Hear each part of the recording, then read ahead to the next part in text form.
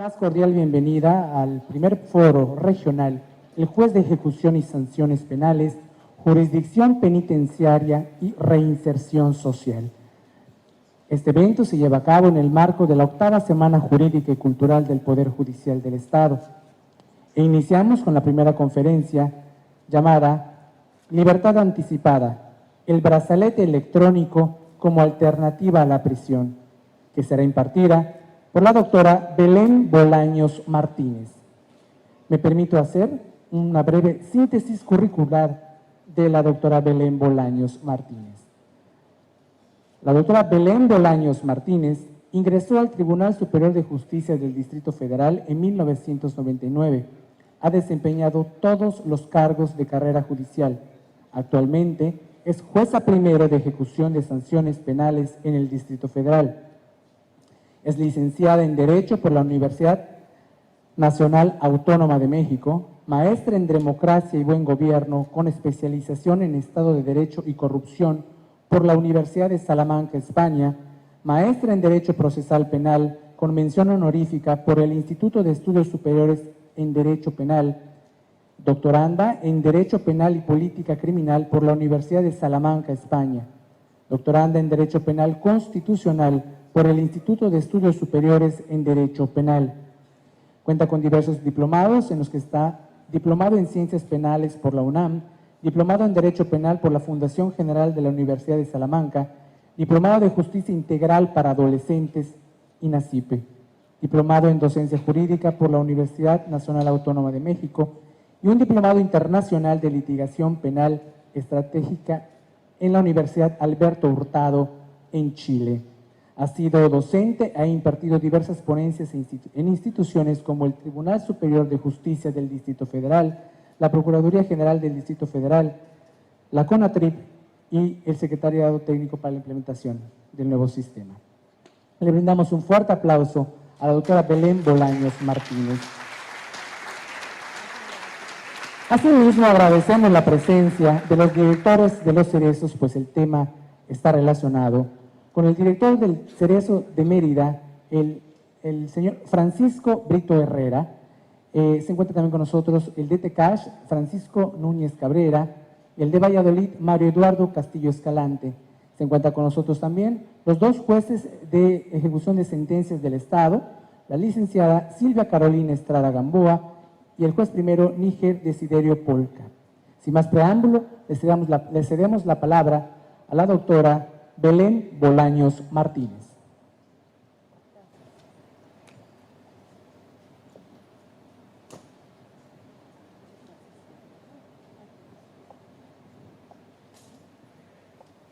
Muy buenos días.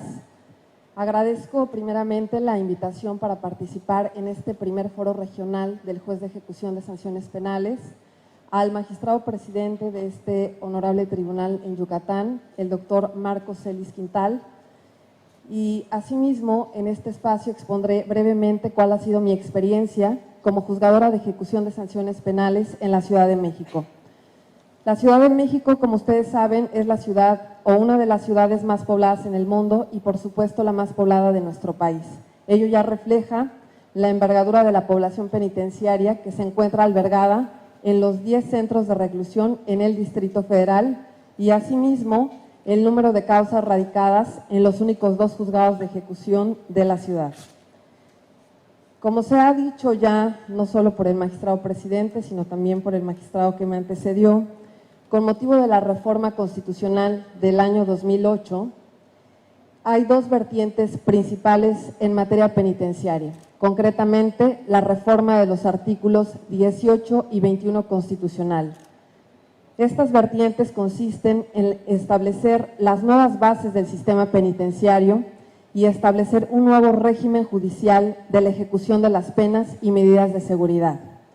Como ustedes saben, en los estados, las direcciones de prevención y readaptación social, o como en el Distrito Federal, la Dirección de Ejecución de Sanciones Penales, le correspondía todo lo relacionado con el cumplimiento y la modificación de las penas. Hoy esto fue materia de reforma y los jueces de ejecución surgen para asumir estas funciones quienes actuamos con procedimientos autónomos que nos distinguen de las facultades de dirección, organización y administración del sistema penitenciario.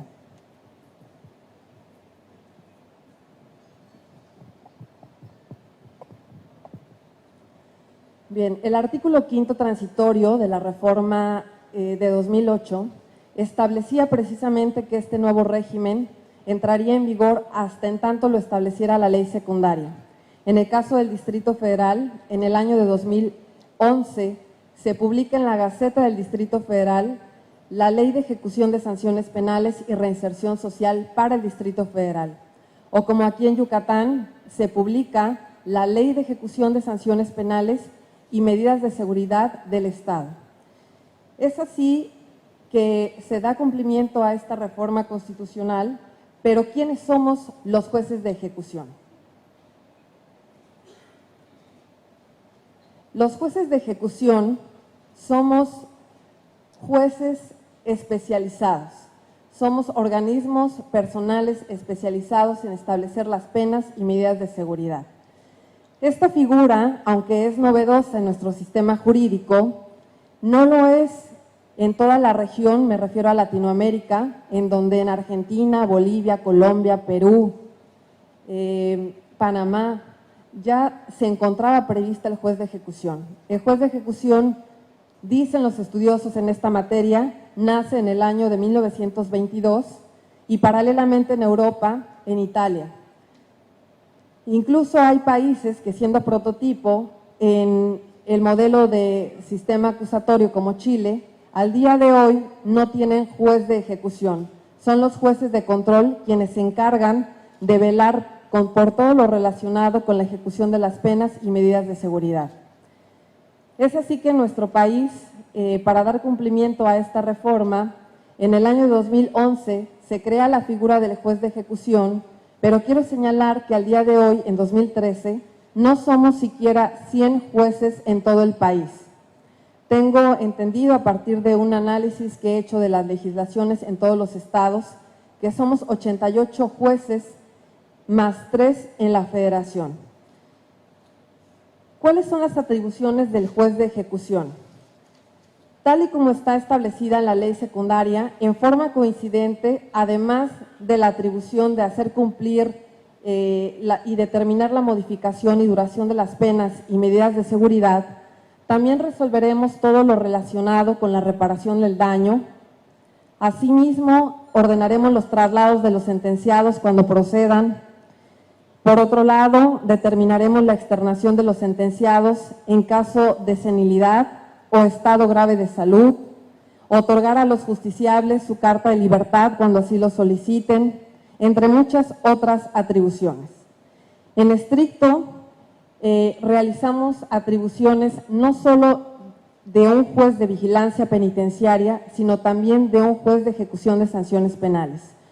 Ello es así porque el juez de ejecución también se denomina juez de vigilancia penitenciaria o juez de control de la pena. Pero con independencia de esta denominación, quiero señalar que la distinción primordial entre un juez de ejecución y un juez de vigilancia, como su nombre lo dice, es que el primero actuamos con procedimientos autónomos, es decir, tenemos atribuciones de operación, mientras un juez de vigilancia penitenciaria tiene atribuciones de supervisión. En un sistema donde existe juez de vigilancia penitenciaria como España, es la autoridad administrativa la que continúa otorgando los beneficios de libertad anticipada. Asimismo, también se erige como garante entre los actos de la autoridad administrativa respecto de la conducta de los sentenciados. En este esquema podemos advertir básicamente cuáles son las diferencias entre un juez de ejecución y un juez de vigilancia penitenciaria. Pero tal y como está establecido, no solo en la Ley de Ejecución de Sanciones Penales y Medidas de Seguridad del Estado de Yucatán, o de Quintana Roo, o del Estado de México, o de Durango, o de cualquiera del estado donde nosotros vengamos, en realidad la expectativa del juzgador en la materia es de tal forma que absorbe ambas atribuciones. ¿Qué sucede en el caso del Distrito Federal? El Distrito Federal está claro que la facultad del juez de ejecución tiene como base el artículo 21 constitucional, pero es en la ley secundaria en donde se establece todo el catálogo de las atribuciones que tenemos. Ustedes pueden observar, por ejemplo, cuáles son estas facultades a las que ya me he referido, pero siendo el Distrito Federal, que en 2011 tenía una población de 42,200 internos aproximadamente, nuestro Consejo de la Judicatura, consciente y visionario de esta población y de que únicamente habíamos iniciado 2 órganos jurisdiccionales especializados en esta materia, dicta un acuerdo. En este acuerdo se estableció que durante los primeros 6 meses del funcionamiento de los juzgados, conoceríamos de la concesión o negativa de los beneficios penitenciarios. Incluso este acuerdo fue adoptado por la Federación y por estados como Baja California y Sonora. Al término de estos 6 meses, en diciembre del año 2011, en realidad no se habían creado más órganos jurisdiccionales de ejecución de sanciones penales. Por tanto, un nuevo acuerdo de nuestro tribunal estableció que conoceríamos de esta única atribución hasta en tanto contáramos con el presupuesto económico y humano para que entraran en funcionamiento otros órganos jurisdiccionales. Es así que al día de hoy únicamente conocemos de esta atribución de los beneficios penitenciarios. Creo que marca la concesión o negativa de los beneficios un parteaguas en que el Poder Judicial asume la judicialización de las penas y medidas de seguridad. ¿A qué me refiero? Históricamente los jueces penales siempre se han pronunciado por la reparación del daño. Por ejemplo, se han pronunciado respecto de la multa o respecto de las libertades o adecuaciones de las penas. En el Distrito Federal, en realidad, continúan los jueces pronunciándose al respecto, pero los jueces de ejecución somos quienes nos estamos especializando en conceder o negar los beneficios penitenciarios.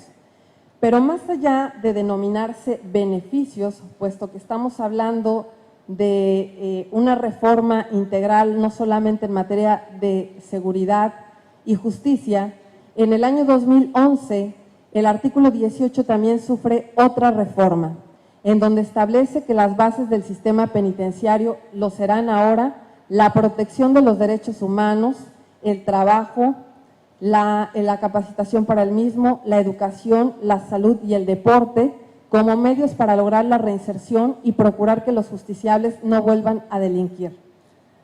Tal y como está prevista esta reforma, es cómo nosotros podemos ver que han cambiado los conceptos de regeneración, de readaptación y de reinserción y que hoy por hoy se ven superados en el marco de la protección de los derechos humanos.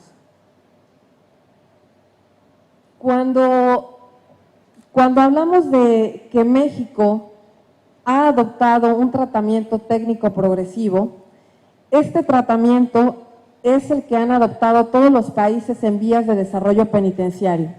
Es el recomendado por la Organización de las Naciones Unidas en 1971 a partir de las reglas mínimas para el tratamiento de los reclusos y que con motivo de esta legislación se crea la ley que establece las normas mínimas sobre readaptación social de sentenciados, ya que con anterioridad todo lo referente a los beneficios de libertad anticipada, al menos en el Distrito Federal, se encontraban previstos en el Código Penal para el Distrito Federal en materia del Foro Común y para toda la República en materia del Foro Federal. Pero, ¿qué es el tratamiento técnico progresivo? El tratamiento técnico progresivo, como su nombre lo dice, es el proceso gradual y flexible en base al cual el justiciable trabaja hacia la recuperación de su libertad. Ha quedado comprobado que el cambio de un sujeto no se puede dar en un momento único, de ahí la progresividad, pero tampoco puede ser a partir de una valoración única. y por ello es que cuando ingresa a reclusión un sujeto, se realiza esta valoración multi e interdisciplinaria en las áreas de criminología, psicología, trabajo social, medicina, trabajo y capacitación para el mismo, deporte, cultura y recreación y educación. Cuando nuestro país adopta este tratamiento técnico progresivo, hablábamos de readaptación, pero veamos cuáles son las diferencias entre estos conceptos. Primero, desde la Constitución de 1917, concretamente al artículo 18, se hablaba de que el fin de la pena era la regeneración. Y en segundo lugar, en 1964 se vuelve a reformar este numeral en donde el fin de la pena es la readaptación. Hoy ha quedado demostrado que una institución cuya característica primordial es la exclusión no puede readaptar a nadie.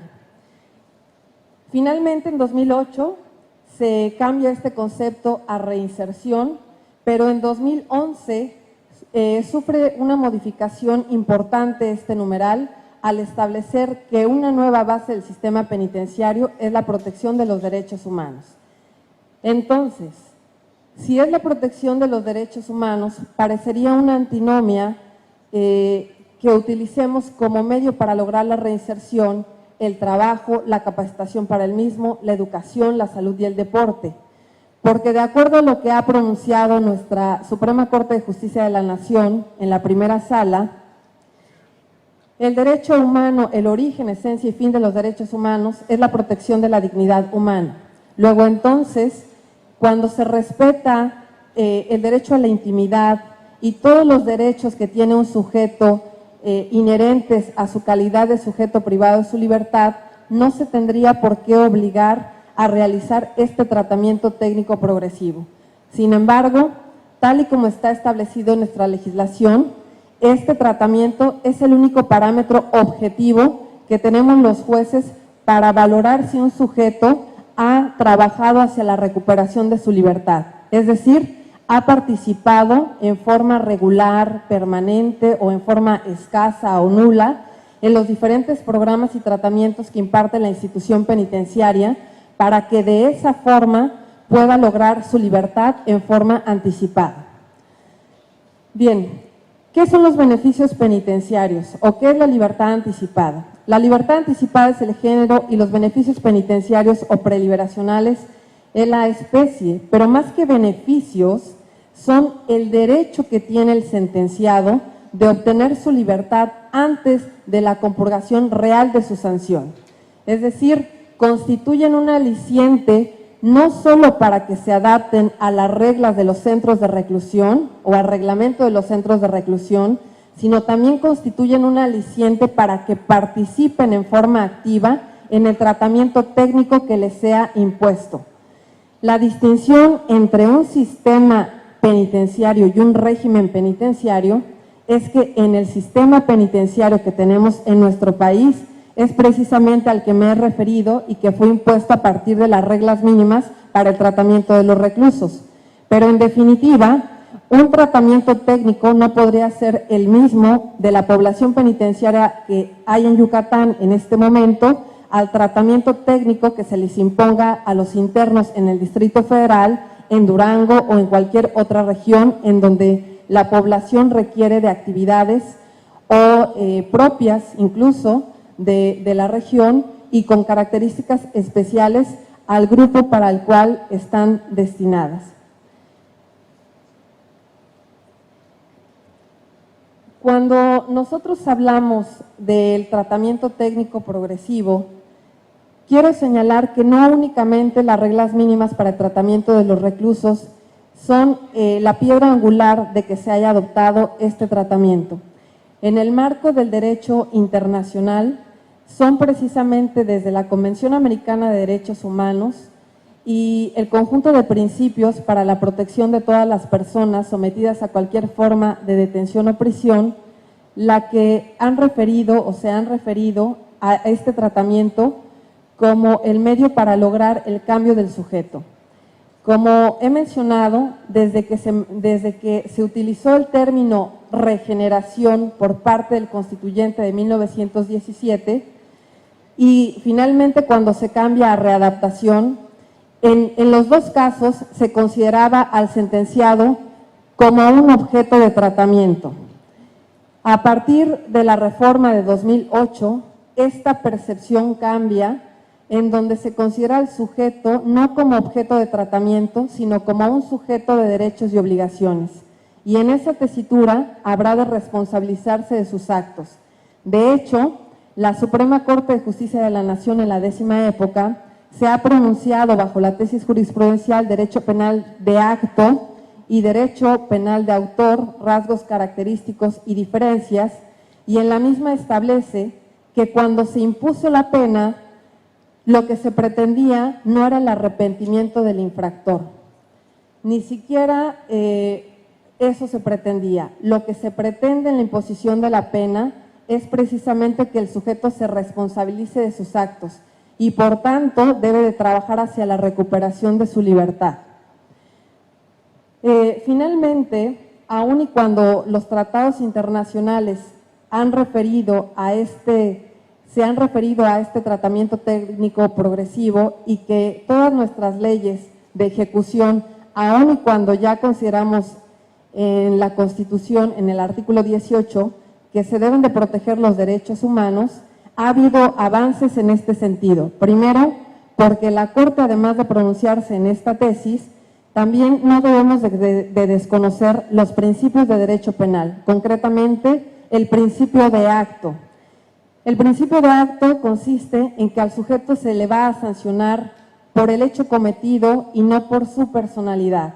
Luego entonces, el tratamiento técnico progresivo o la valoración que en mi percepción debemos otorgar los jueces de ejecución a estos estudios en las diversas materias es únicamente considerarlo un punto de partida en el que los jueces, o más bien las partes, a través del debate que se suscite, podrán entonces instruir al juez para arribar a una determinación. Es decir, no por la propuesta que los técnicos penitenciarios realicen en forma mayoritaria en el área de seguridad y custodia, en el área de educación, de capacitación para el trabajo, de salud incluso, o de criminología, van a reproducir esto en su resolución. De lo contrario, nuevamente la decisión quedaría a cargo de la autoridad administrativa y no judicial. Cuando en el Distrito Federal, conforme está previsto el procedimiento de ejecución de sanciones penales para otorgar un beneficio de libertad anticipada, primeramente aquel sujeto que se estime candidato a la obtención de un beneficio penitenciario deberá presentar su solicitud ante el juez de ejecución, o más bien ante la oficialía de los juzgados penales y de los juzgados de ejecución, para que por el riguroso turno remitan esta petición al juez correspondiente. Pero desde ese escrito, el sentenciado, a través de su defensor, debe exponer cuáles son las pruebas y cuál es el efecto y alcance que pretende otorgar a las mismas, para que le dé vista a la otra parte y por su lado esté también en posibilidad de ofrecer las pruebas conforme a su derecho e interés. Cuando el juez de ejecución recaba todos estos elementos o datos de prueba, señala finalmente día y hora para la celebración de la audiencia de juicio oral, en donde va a decidir si le concede o no un beneficio de libertad anticipada al sujeto sentenciado.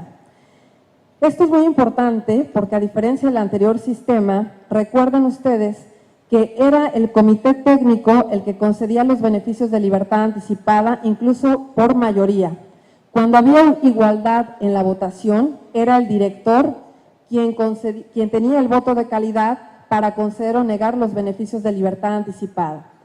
Pero entonces, la circunstancia de que en el área de salud no sea propuesto una persona no debe de ser rector para conceder o negar un beneficio de libertad anticipada, porque la circunstancia de que clínicamente se encuentre sano o padezca una enfermedad crónico-degenerativa nada nos dice sobre la trayectoria institucional del sentenciado.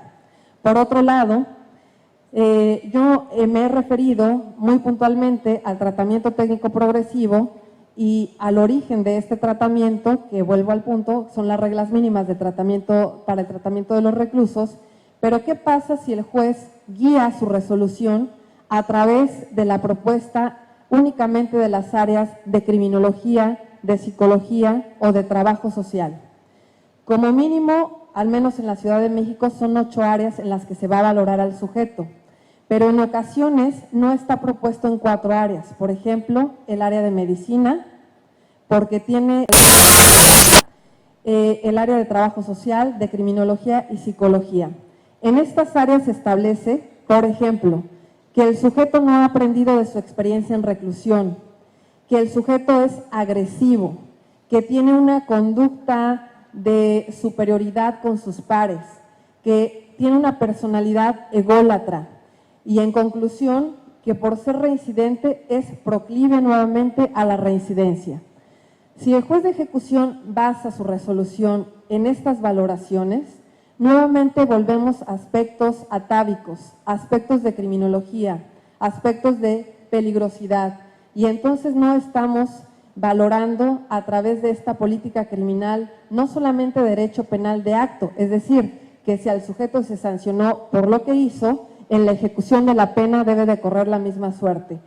Por el contrario, además de desconocer esta política criminal, también no estaríamos acatando la nueva base del sistema penitenciario, que es la protección de los derechos humanos, en donde debemos de privilegiar, conforme a la reforma del artículo 1 y 18º constitucional, el principio pro persona. En este tenor, los beneficios penitenciarios, al constituir un aliciente, y sé que hay una mesa que hablaremos más con mayor abundancia al respecto, pero por ahora únicamente mencionaré que como aliciente de la población penitenciaria para obtener su beneficio antes del compurgamiento real de la pena, en el Distrito Federal están contemplados 4 beneficios de libertad anticipada. El primero de ellos, que coincide en todo el país o en las legislaciones de todo el país, es la remisión parcial de la pena. Como su nombre lo dice, por cada 2 jornadas de trabajo se hará la remisión de un día de prisión. Y en esa equivalencia, el sujeto trabajará de tal forma que los días laborados sean suficientes para remitir el tiempo que le falta por compurgar. También tenemos el beneficio de tratamiento preliberacional y el beneficio de libertad preparatoria. Estos beneficios coinciden conforme la legislación de Yucatán, porque el día de ayer me di a la tarea de revisar cuál era el catálogo de los beneficios penitenciarios en este estado, y coinciden en casi todas las legislaciones los 3 beneficios de libertad anticipada. Pero también se agrega a partir del año 2006 en el Distrito Federal la reclusión domiciliaria mediante el programa de monitoreo electrónico a distancia, conocido comúnmente como brazalete electrónico. Como todos sabemos, la prisión ha sido objeto de críticas, se cuestiona no únicamente su fundamento teórico y práctico. Sin embargo, no todos los problemas que tenemos los jueces de ejecución son a causa de la prisión o a causa de la sobrepoblación que existen en los centros de reclusión. Hoy en día vivimos una inflación legislativa sin precedentes, códigos preventivos, códigos represivos más que preventivos, tan solo por señalar alguna o parte de esta problemática.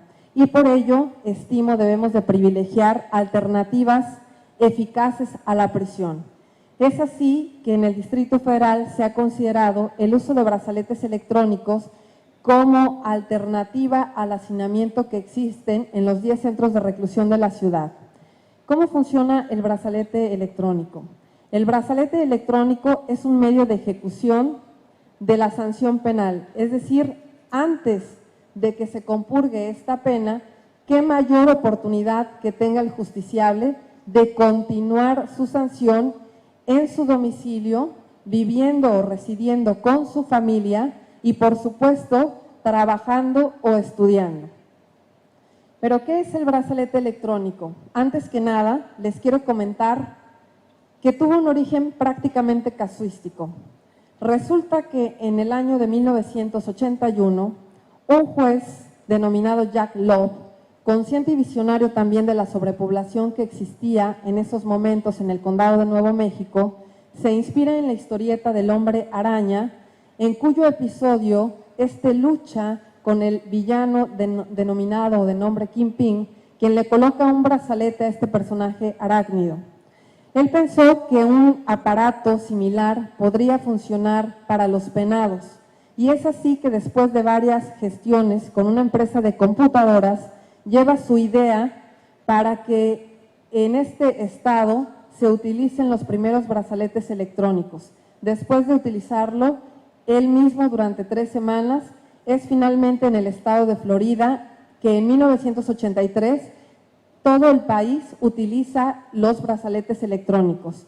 Hoy en día se utilizan en más de 70 países y en México llegan finalmente en el año de 2003 al estado de Chihuahua.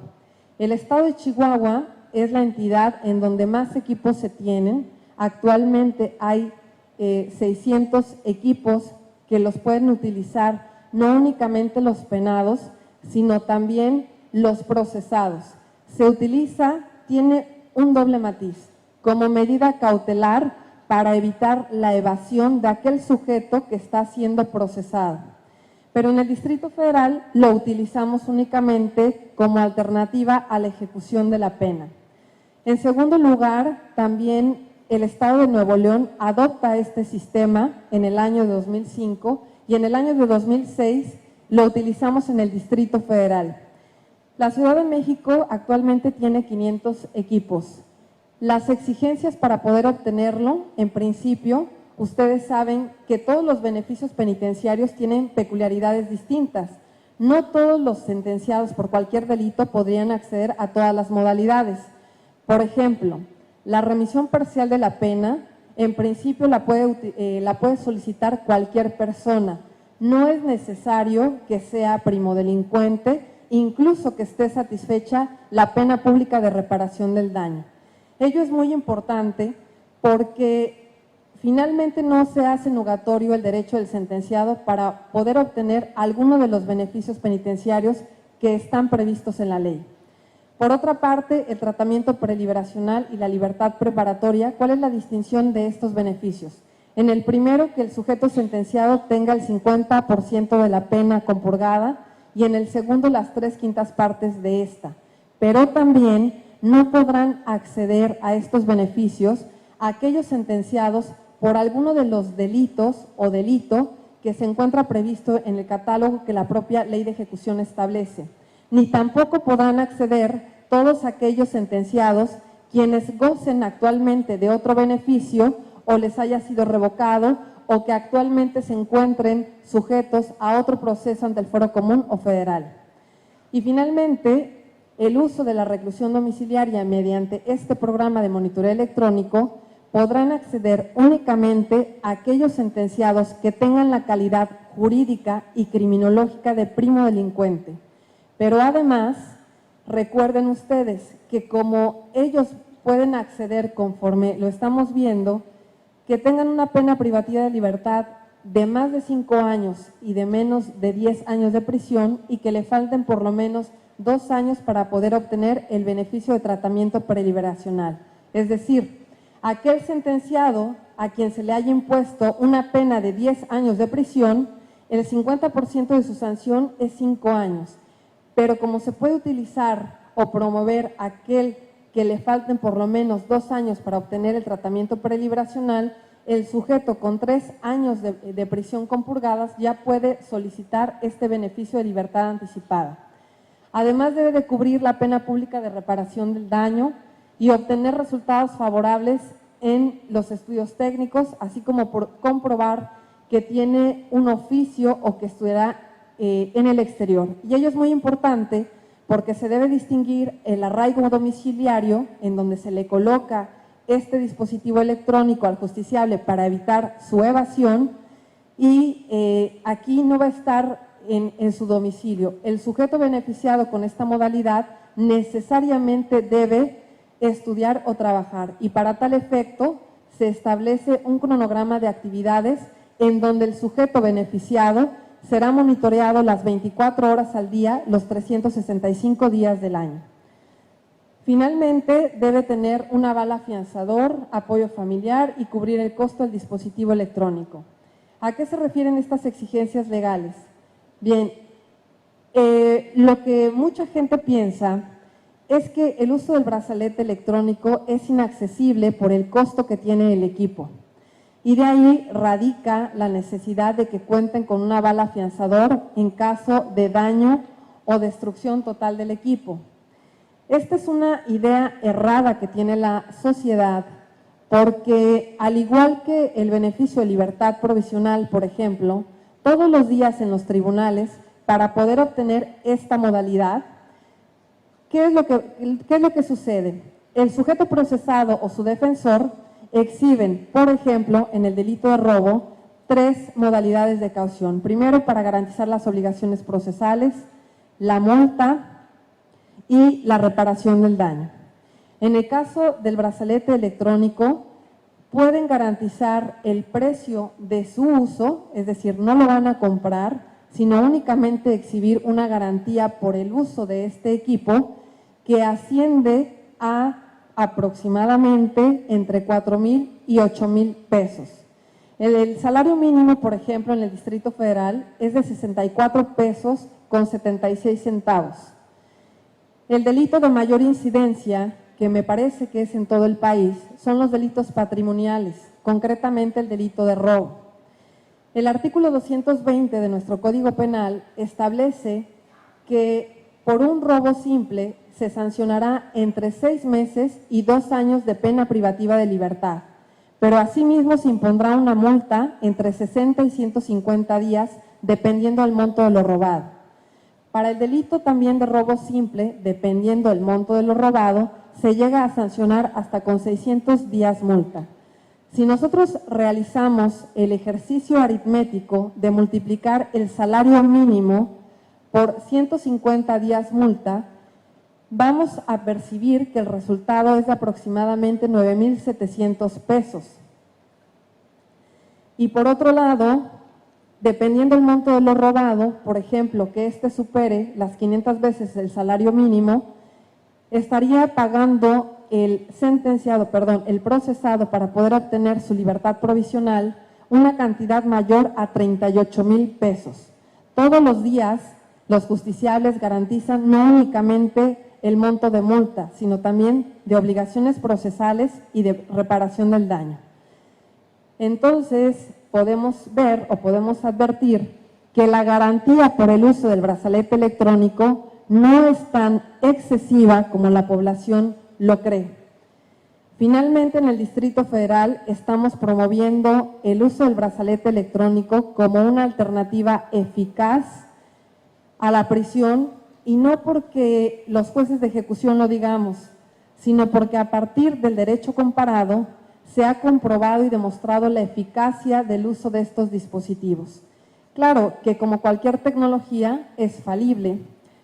México y sus mexicanos nos caracterizamos en el mundo por tener una creatividad infinita, y les puedo decir que sí hemos revocado beneficios de brazalete electrónico porque al final alteran o dañan el equipo, y también por otras razones, porque se salen del radio de acción del brazalete, entre otras causales de revocación. Como cualquier tecnología o como cualquier tecnología siempre aplicada a la administración de justicia, es objeto de críticas buenas y malas en cuanto al uso de este dispositivo.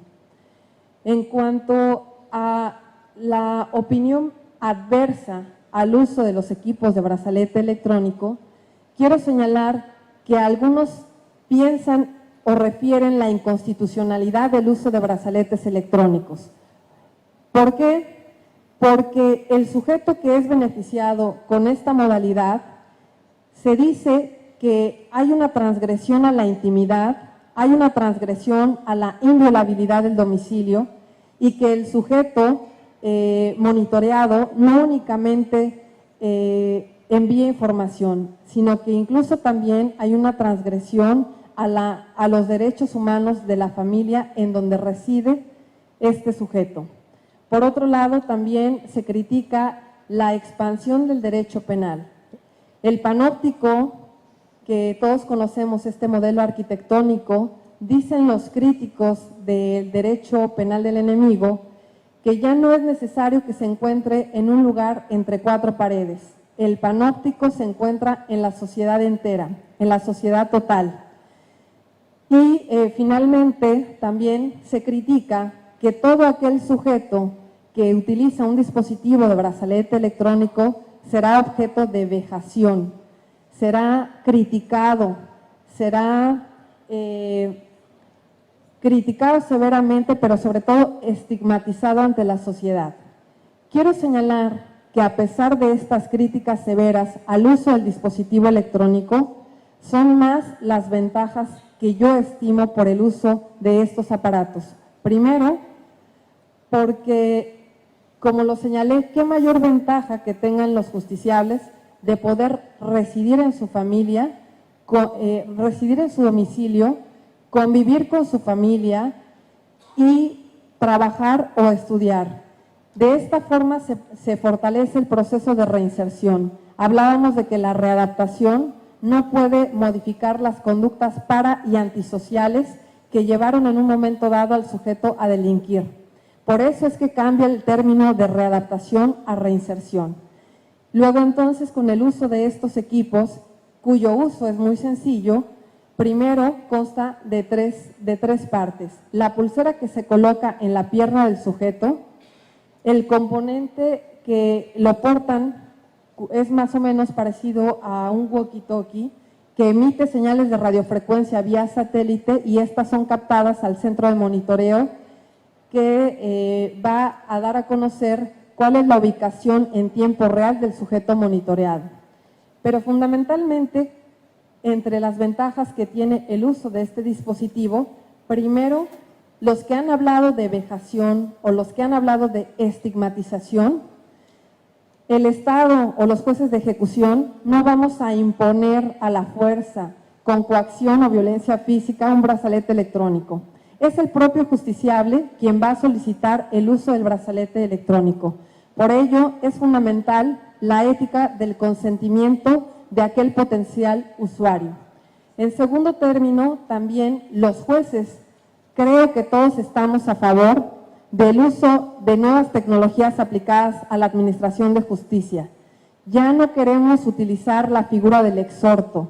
Hoy hablamos de videoconferencias, hoy hablamos de expedientes electrónicos y por tanto, qué mejor control, al menos yo que cotidianamente impongo el uso de brazalete electrónico, estoy más tranquila sabiendo dónde está el justiciable en tiempo real que optar por los métodos tradicionales de la firma mensual ante la Dirección de Control y Seguimiento de Sentenciados en Libertad.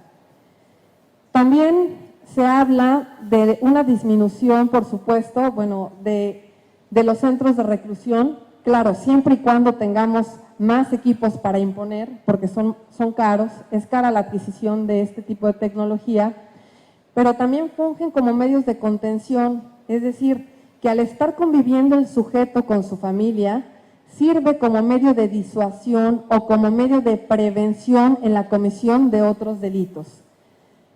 Se mengua finalmente la reincidencia en el uso de los brazaletes electrónicos.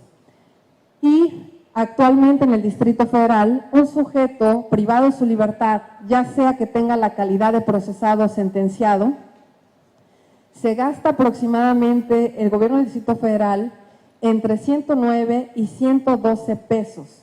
Finalmente es una cantidad superior al salario mínimo vigente en la ciudad, que como ya les mencioné es de 64.76 pesos y por ende representa una cantidad 10 veces menor para el Estado la utilización de estos equipos que tener a un sujeto privado de su libertad. Es muy fácil de usar, es flexible, es hipoalergénico, es resistente a golpes y por ello es que yo soy partidaria a privilegiar el uso de tecnologías como alternativa real a la prisión. Creo que en materia penitenciaria Los jueces de ejecución tenemos una gran tarea. Primero, porque como ya mencioné, somos menos de 100 jueces en todo el país. Para dar cumplimiento a este mandato constitucional, tan solo por citar un ejemplo, el Distrito Federal tiene 109 juzgados penales y al día de hoy solamente habemos 2 juezas de ejecución. En un mes se van a aperturar 2 juzgados más especializados en esta materia. Pero el problema no es tampoco de cantidad, sino de calidad. El problema en la ejecución de la pena no es de fines. El problema en la ejecución de la pena es de medios. Ya señalé que la prisión no es la causa de todos nuestros males. También debemos, y por eso creo que estamos aquí, conocer en dónde estamos parados. ¿Cuáles han sido los antecedentes de esta reforma constitucional? ¿Cuáles son las facultades y atribuciones de la autoridad penitenciaria? Porque de esa forma nosotros vamos a conquistar este nuevo procedimiento judicial en la ejecución de la pena. Finalmente, no podemos hablar de un nuevo sistema de debido proceso o de Estado de Derecho si no hablamos del respeto irrestricto a los derechos humanos. Y qué mejor que se puedan utilizar este tipo de brazaletes electrónicos, porque un sujeto privado de su libertad es objeto o es más vulnerable a que se transgredan sus derechos que estando externo, utilizando un equipo similar. Otro de los retos que tenemos en materia penitenciaria es la reinserción, pero creo que ya estamos trabajando en este aspecto y algo fundamental es precisamente el surgimiento de los jueces de ejecución. En los jueces de ejecución o en la etapa de ejecución, los sentenciados ya no se van a defender de una imputación en contra del fiscal. En la etapa de ejecución, los sentenciados o los justiciables se van a defender de una ejecución deshumana de la pena. Por ello es que el juzgador se erige como un ente de control garantista. Finalmente, para dar respuesta a esta problemática, ya hablamos no solamente de un juez especializado en ejecución de sanciones penales, sino también en el uso de alternativas a la prisión y sobre todo de políticas públicas que contribuyan de igual forma a la despresurización de los centros penitenciarios. Quiero concluir mi participación señalando que los jueces penales ya no terminan su labor con el dictado de la resolución, como toda la sociedad cree todavía. La labor de los jueces concluye cuando el justiciable compurga en realidad su sanción, pues ¿de qué serviría entonces la imposición de una pena si los jueces de ejecución no tenemos oportunidad de dar seguimiento a esta construcción? Muchas gracias.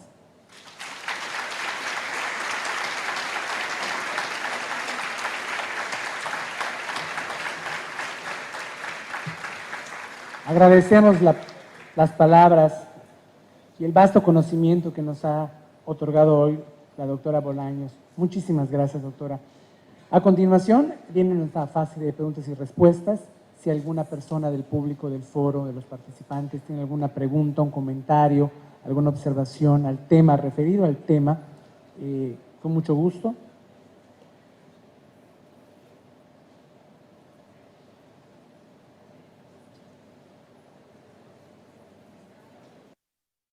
No había una distinción en el seguimiento pospenitenciario de los beneficios. Trataban lo mismo a un sujeto beneficiado con remisión parcial de la pena que con tratamiento preliberacional que con libertad preparatoria. Y únicamente se tenía como fundamental control la firma mensual que estos realizaban. Hemos avanzado en el sentido de distinguir el seguimiento pospenitenciario de los beneficiados, porque ahora un tratamiento preliberacional, por ejemplo, no obtiene el justiciable su libertad en forma inmediata. Como su nombre lo dice, en el tratamiento preliberacional estamos preparando al sujeto hacia la recuperación de su libertad. Es decir, una vez que ha sido beneficiado con esta modalidad, no obtiene su libertad en forma inmediata, sino que es trasladado a una institución denominada Casa de Medio Camino, y en esta institución se le da otro tipo de tratamiento, pero todavía en reclusión, para que después de 4 meses, por ejemplo, como en Yucatán, que este tratamiento funciona entre 2 y hasta 6 u 8 meses, me parece, en el Distrito Federal no tenemos un plazo, sino que es a potestad del juzgador. Pero finalmente tampoco rebasamos, porque la naturaleza, por supuesto, es que se vean preparados en un plazo razonable hacia la recuperación de su libertad. Pero esto sucede siempre y cuando nosotros aprobemos otro tratamiento para que puedan ser liberados. En la libertad preparatoria, en cambio, como los sujetos han compurgado las 3/5 partes de su pena, ¿cuál es la condición? La condición es que estén vigentes, por ejemplo, en un empleo, con un lugar de residencia fijo en el Distrito Federal, porque de esa forma el juez va a conocer en dónde va a requerir al justiciable en caso de ser necesario. Estos son los beneficios que en realidad nosotros revocamos con mayor frecuencia. ¿Por qué? Los sentenciados pasa lo mismo. Ellos piensan que con darse de alta en la Dirección Ejecutiva de Control y Seguimiento, como se llame en la entidad de donde nosotros residamos, únicamente se dan de alta y no le dan seguimiento pospenitenciario al tratamiento que les es impuesto. Y por ello es que son muy vulnerables a, más que reincidir, a dejar de cumplir con los términos y condiciones que implica la vigencia del beneficio que obtuvieron. Y por tanto es que se les revoca el beneficio penitenciario de tratamiento o de libertad preparatoria. No es necesaria la reincidencia de los justiciables. Por otro lado, el beneficio penitenciario que mayormente se solicita es el de remisión parcial de la pena. Incluso desde el punto de vista civil, una causa de extinción de las obligaciones, lo denomina nuestro Código Civil, es la remisión. Para nosotros no es necesario, por ejemplo, que en esta modalidad sea reincidente o incluso que tenga satisfecha la pena pública de reparación del daño. Hemos pasado por la ley que establece las normas mínimas sobre readaptación social de sentenciados, que fue derogada en 1999 con nuestra Ley de Ejecución de Sanciones Penales y que ha sido derogada para dar cumplimiento a esta reforma constitucional con la Ley de Ejecución de Sanciones Penales y Reinserción Social. En las 2 primeras legislaciones o durante la vigencia de las primeras, se requería que estuviera satisfecha la pena pública de reparación del daño. Pero en esta nueva ley no. Y como, los jueces seguimos u observamos las reglas de aplicación temporal de la ley y de la ley más favorable. Por tanto, tenemos la potestad de aplicar en forma ultraactiva o retroactiva la ley. Es evidente que un sujeto que ha sido condenado por tal cantidad en la modalidad de reparación del daño, nosotros proveemos de conformidad con la nueva legislación en donde no es una exigencia legal. En nuestra opinión, ello no hace nugatorio el derecho de las víctimas o ofendidos a cobrar el pago de la reparación del daño. Recordemos que no solamente en el marco del derecho interno, sino también internacional, los derechos de la víctima o ofendido se encuentran en el mismo rango de importancia e igualdad. Por tanto, ello está en igualdad de circunstancias, pero el que el justiciable, conforme al principio pro homine, obtenga su libertad en forma anticipada, como he mencionado, no hace nugatorio el derecho de las víctimas o ofendidos a cobrar esta pena pública. ¿Por qué? Porque hay otros procedimientos legalmente previstos para tal objeto. Por ejemplo, la justicia restaurativa, por ejemplo, el procedimiento económico coactivo o, por ejemplo, ejercitar una acción civil. Por tanto, nosotros concedemos el beneficio de libertad anticipada en la modalidad de remisión, aun y cuando no esté satisfecha esta pena pública, pero también resaltando cuáles son las obligaciones de los sentenciados beneficiados y cuáles son las causas de revocación. Por ejemplo, causal de revocación, molestar a la víctima por sí mismo o por interpósita persona. Debe de estar consciente el justiciable, o si no lo está, el juez tiene la obligación de darle a conocer cuáles son las causales de revocación, porque también dejamos a salvo el derecho que tienen las víctimas ofendidos para poder cobrar en cualquier momento la pena pública de reparación del daño. Sucede una cosa, en el Distrito Federal tenemos un nuevo Código Penal a partir del año 2002, Conforme a las reglas de prescripción, la reparación del daño prescribía en 3 años, pero ahora corren la suerte de la pena principal, es decir, de la pena de prisión. Por tanto, si se le imponen 10 años de prisión, la prescripción de la reparación del daño debe transcurrir o deben de transcurrir 10 años de tiempo para que pueda prescribir la reparación del daño. El juez no hace nugatorio, insisto, el derecho que tiene la víctima ofendida para llegarse de esta pena pública. Estoy dando contestación en forma paralela, pero quiero señalar que el beneficio que menos revocamos, no porque sea el menos solicitado, solamente hay 500 equipos, aclaro, pero de todas aquellas personas que los jueces de ejecución hemos beneficiado, únicamente desde 2011 a la fecha he revocado 3 beneficios y he revocado algunos otros, pero que fueron concedidos con la extinta Dirección de Ejecución de Sanciones Penales. Es decir, antes del año 2011 se concedieron muchos brazaletes electrónicos y como ahora es una potestad exclusiva de la autoridad judicial conceder o revocar los beneficios de libertad anticipada, pues nosotros nos tenemos que pronunciar al respecto. Muchas gracias.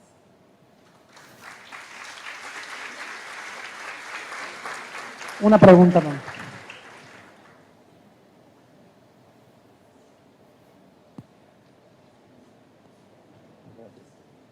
Muy buenas tardes. Yo quisiera saber que usted nos explicara su opinión, salvo la legislación de los estados que usted conozca y de otros estados donde ya se están aplicando las leyes de reinserción, ¿cuál es su perspectiva acerca de los sentenciados por delitos graves? Si sabemos que ellos no tienen derecho a ningún beneficio de libertad anticipada, ellos, ¿por qué estarían motivados a seguir un procedimiento de reinserción? Si al final de cuentas, al cumplir su sentencia, van a volver a la sociedad.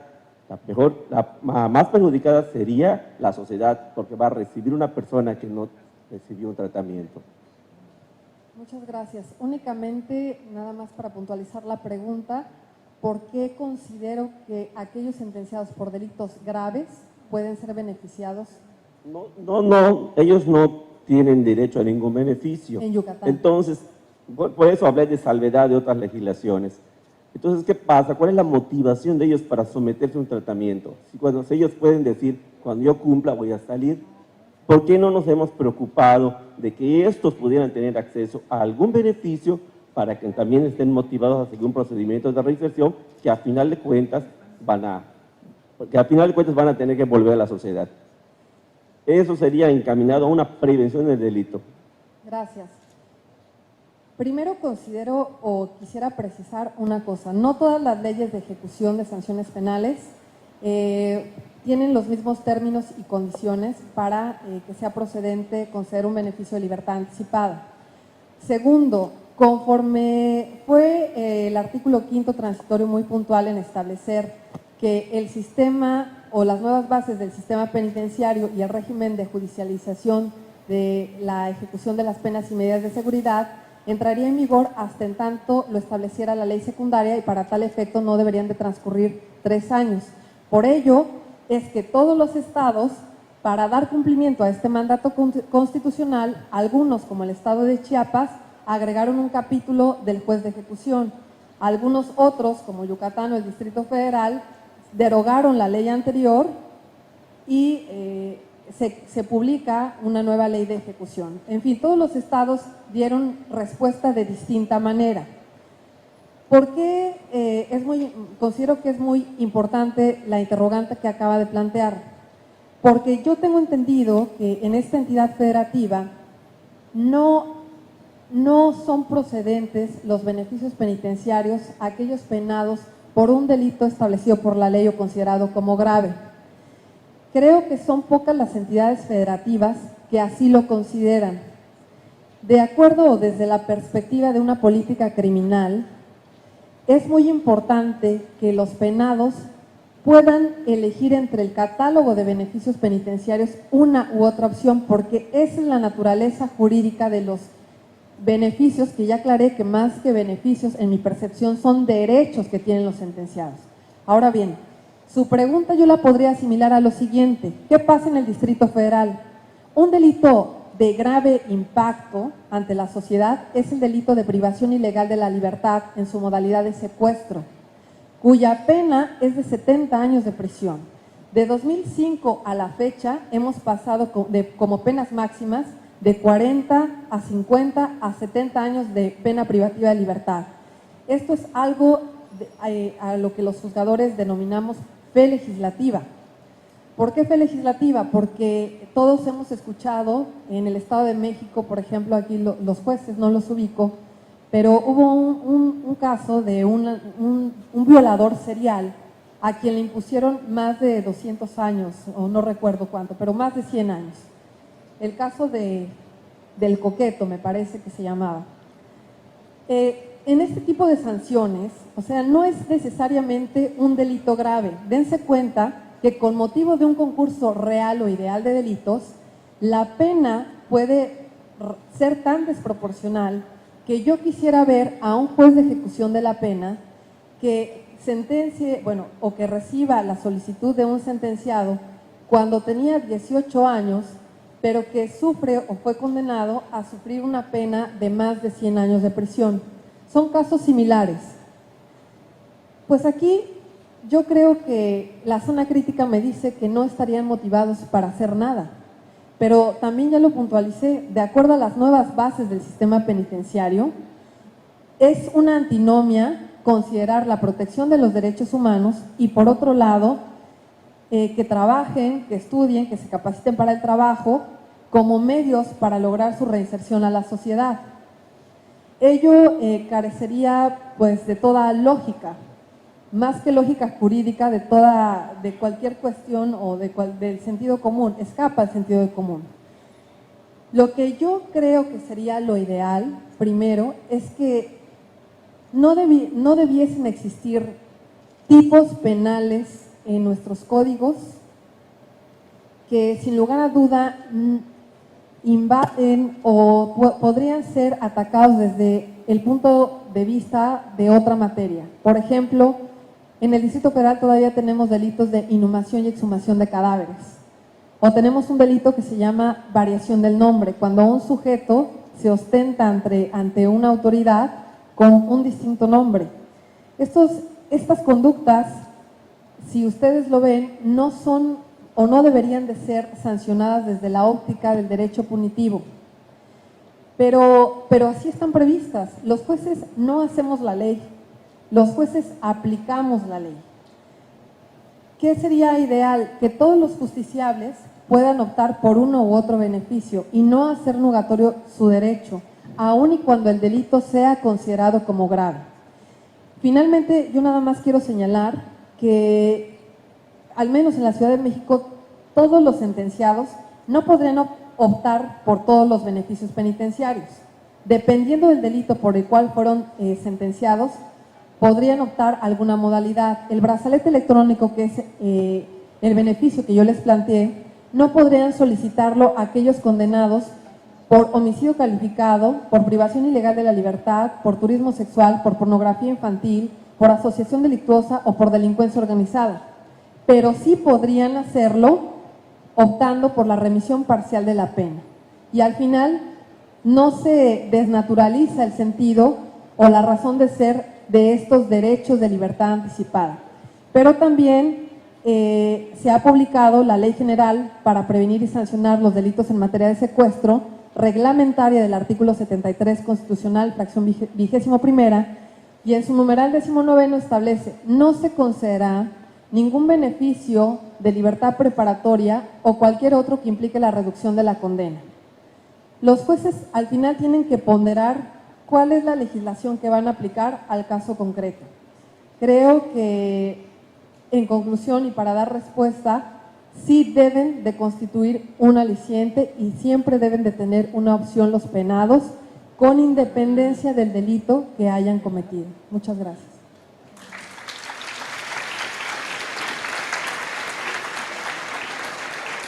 ¿Hay una pregunta?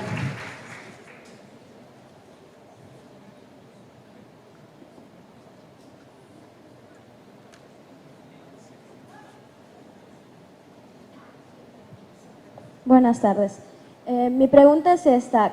¿cómo en la experiencia que ustedes tienen utilizando este beneficio del brazalete, cómo ha sido la reinserción social real de esta persona beneficiada? ¿Realmente es un beneficio que se da al salir y poder buscar ellos rápido trabajo, o ustedes los canalizan? Porque si habla de de la etiqueta que tiene la sociedad hacia esas personas, ¿cómo ha sido ese beneficio o cómo lo han aceptado? Gracias. Creo que la opción de utilizar un brazalete electrónico hoy por hoy es el medio de ejecución de sanción de la pena más eficiente que nosotros tenemos. Yo lo puedo afirmar, primero, porque en cuanto a la temporalidad del sujeto que debe de compurgar para poder optar a esta modalidad es mínima. Segundo, ¿cómo funciona? Cuando se establece un cronograma de actividades, necesariamente yo señalé que debe estudiar o trabajar, pero entre las obligaciones que tiene el monitoreado es realizar la práctica o acudir a la práctica de exámenes toxicológicos. Tampoco podría ingerir bebidas embriagantes, necesariamente debe estudiar y trabajar y debe tener un avance en este sentido. ¿Cuál ha sido o por qué afirmo que es un factor de disminución en la incidencia delictiva? Primero, porque ya mencioné que son sujetos primodelincuentes. Y segundo, porque entre el catálogo de requisitos para que sea procedente requieren necesariamente tener comprobada ante el juez de ejecución y ante la Dirección de Control y Seguimiento de Sentenciados en Libertad una fuente de empleo. No es que vayan ellos apenas a solicitar trabajo. Cuando yo concedo un beneficio de brazalete electrónico, una vez que han sido colmadas las exigencias legales, también deben ser colmadas exigencias técnicas. Por ejemplo, tener una línea telefónica vigente o exclusiva para la utilización de este beneficio. Entonces, tenemos primero al sujeto muy bien identificado. Segundo, una vez que se han colmado con estos extremos, yo autorizo el traslado del justiciable del centro donde se encuentre para que sea llevado a la dirección de monitoreo en donde se le va a colocar el dispositivo con las medidas de seguridad que el caso amerita, pero posteriormente los encargados o los trabajadores de esta dirección trasladan al sujeto a su domicilio. Finalmente, tiene que reportar avances esta persona monitoreada. ¿De qué forma? La dirección de monitoreo tiene a su cargo diversos trabajadores sociales y estos trabajadores se van a presentar sin previo aviso al domicilio del justiciable para verificar las condiciones del componente base. Y de esa forma se va a dar seguimiento a la trayectoria que tiene este sujeto, porque podrían optar, una vez que han transcurrido 2 años, no van a optar por un tratamiento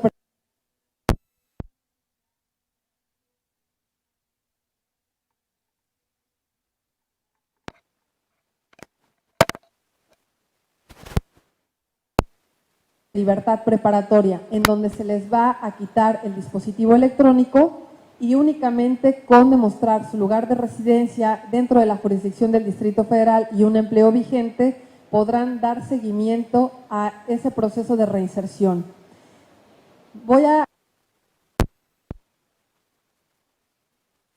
Para que desde que obtengan o sean rehabilitados en sus derechos político-electorales, también puedan continuar con sus estudios.